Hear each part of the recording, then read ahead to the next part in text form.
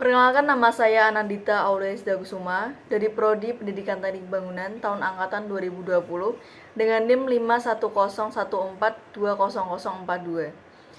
Video kali ini saya buat untuk memenuhi tugas mata kuliah umum literasi digital dan kemanusiaan dengan judul pudarnya interaksi sosial di kalangan masyarakat di tengah maraknya teknologi.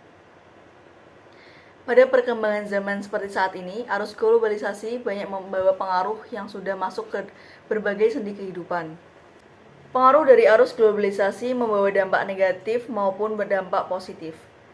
Salah satu dampak negatif yang sering kita jumpai adalah pudarnya interaksi sosial di kalangan masyarakat di tengah maraknya teknologi.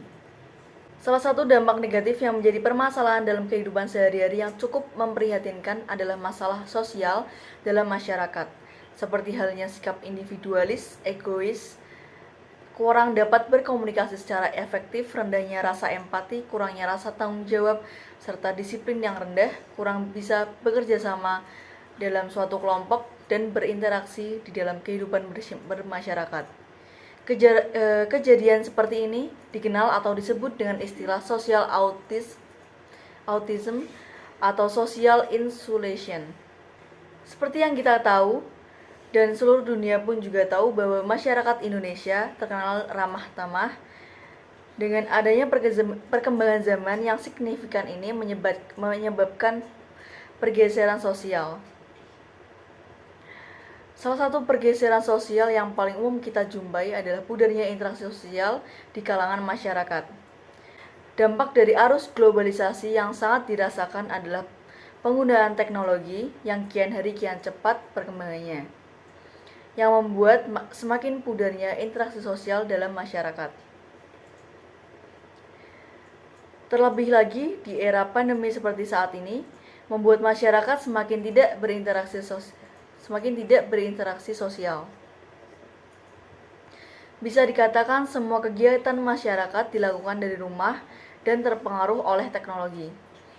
Peran teknologi saat ini juga sangat penting untuk bisa berinteraksi secara daring atau dalam jaringan.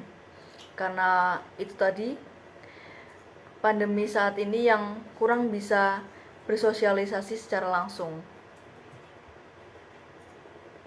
Perkembangan teknologi internet yang membuat manusia terhubung secara virtual, identitas manusia pun muncul dalam berbagai macam identitas virtual yang dianggap lebih dapat mengekspresikan diri dalam berkomunikasi dan berinteraksi. Mereka yang terlibat dalam komunikasi dan interaksi dalam jaringan ini tidak hanya didominasi oleh kaum muda, tetapi orang-orang yang dulunya tidak mengenal teknologi juga harus dituntut untuk menyesuaikan diri. Perkembangan teknologi informasi saja tidak mampu menciptakan masyarakat dunia global, namun secara materi mampu mengembangkan ruang gerak kehidupan baru bagi masyarakat. Sehingga tanpa kita sadari, manusia sekarang telah hidup dalam dua dunia, yaitu kehidupan nyata dan kehidupan maya. Juga tidak sedikit masalah yang mengakibatkan pudarnya interaksi sosial di masyarakat.